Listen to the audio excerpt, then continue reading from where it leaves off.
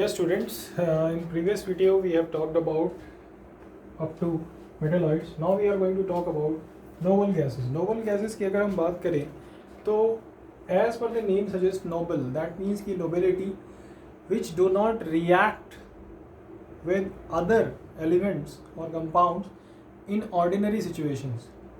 Those are noble gases. ये क्यों react नहीं करती ऑर्डिनरी कंडीशन में, इसके बारे में हम डिटेल में फोर्थ चैप्टर यानी कि लास्ट चैप्टर में पढ़ेंगे आपकी केमिस्ट्री की बुक के. इनके एग्जाम्पल है बेटा helium, neon, argon, krypton, xenon and radon. Please remember the examples also. Now we are going to talk about compounds. Compounds are the part of pure substances which exhibit properties by making themselves from two or more elements. तो जहाँ पर दो या दो से ज़्यादा element join हो जाते हैं तो वो क्या बन जाता है, कंपाउंड. लेकिन जो कंपाउंड बनेगा उसकी जो प्रॉपर्टीज़ होंगी बेटा वो हमेशा through out the bulk similar होती है. ये सबसे इम्पॉर्टेंट और सबसे ज़रूरी चीज़ है याद रखने के लिए.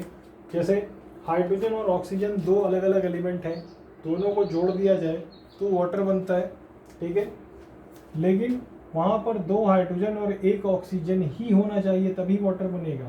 फॉर एग्जांपल अगर हम H2 और O2 दोनों को जोड़ के H2O2 बना दें और बोलें कि ये वाटर है तो ऐसा नहीं हो सकता, ठीक है.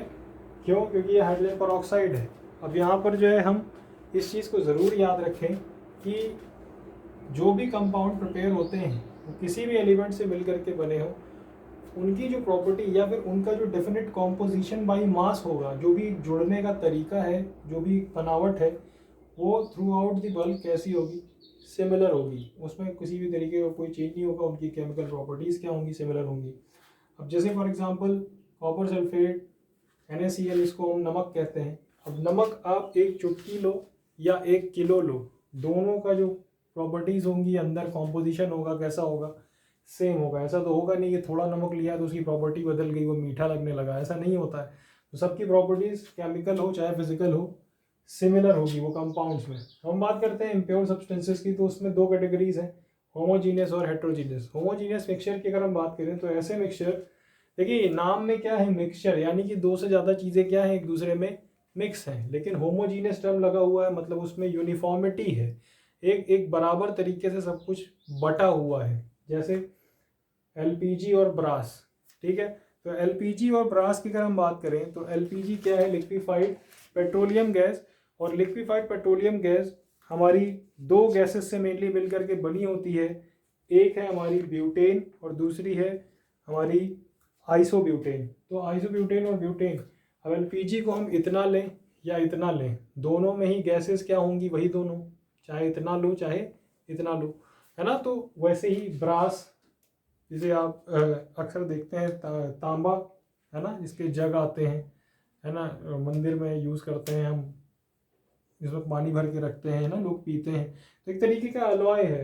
अलॉय कहते हैं बेटा जब दो मेटल या दो नॉन मेटल आपस में जुड़ करके किसी स्पेसिफिक कॉम्पोजिशन में कुछ नया बना दे, उसको हम एलॉय कहते हैं.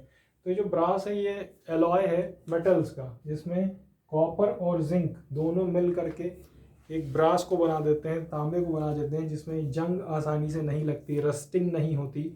तो ये जो जिंक और कॉपर मिल करके ब्रास बनाते हैं बेटा, इनकी जो कॉम्पोजिशन होती है वो कैसी है, थ्रू आउट दी बल्क कैसी होगी, सेम होगी. प्रॉपर्टीज़ कैसी होगी, सेम. ऐसा तो है नहीं कि इतना ब्रास लेंगे तो वो अलग हो जाएगा, इतना लेंगे तो अलग हो जाएगा. चाहे जितना ले, दोनों में जो जो चीज़ कॉम्पोजिशन है वो सेम रहेगी, प्रॉपर्टीज़ भी सेम रहेंगी. तो ये तरीके के जो मिक्सचर उनको होमोजीनियस मिक्सचर कहते हैं. Likewise last but not the least heterogeneous mixture. यहाँ पर देखिए बहुत जस्ट ऑपोजिट है होमोजीनियस मिक्सचर का. मिक्सचर है ये भी, यानी दो से ज़्यादा चीज़ें मिली हुई हैं, लेकिन हेट्रोजीनियस मिक्सचर है, अलग अलग प्रॉपर्टी, अलग अलग तरीके से, यूनिफॉर्मिटी नहीं है इसमें. जैसे हमने सैंड में, रेत में लोहे की कीलें मिला दी तो साफ साफ आपको नज़र आएगा कि कील कहाँ है, सैंड कहाँ है, आपस में वो मिक्स नहीं होते. तो कैसा मिक्सचर है, हेट्रोजीनियस.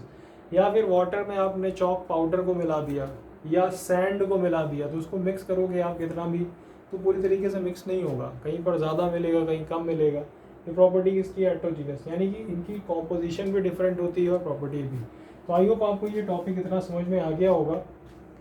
और मेरी रिक्वेस्ट है आप लोगों से कि बुक में जो आपके टेबल दी हुई है पेज नंबर 40 पे, जहाँ पर आपके मिक्सचर और कंपाउंड के बीच का डिफरेंस दिया गया है और प्रॉपर्टीज़ दी गई हैं, उनको प्लीज़ आप पढ़िएगा सो दैट हम क्लास में इसको और अच्छे से डिस्कस कर सकें।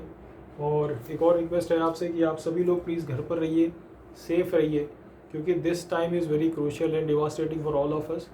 So please stay at home and be safe. Thanks for watching.